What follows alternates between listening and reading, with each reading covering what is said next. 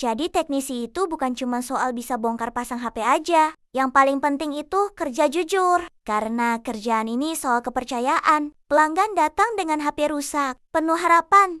Kita yang pegang, kita juga yang tanggung jawab. Jangan pernah tergoda buat bohongin pelanggan. Dibilang gantiin itu, padahal cuma dikencengin dikit aja. Rezeki memang bisa datang dari mana saja. Tapi kalau caranya nggak jujur, nggak bakal bikin tenang. Yang bikin kerjaan teknisi beda dari kerja lain juga, soal disiplin waktu. Saat azan terdengar, jangan lupa buat berhenti sejenak, taruh solder, matikan blower, ambil wudhu. Karena kerja itu memang ibadah, tapi sholat juga kebutuhan buat jaga keberkahan.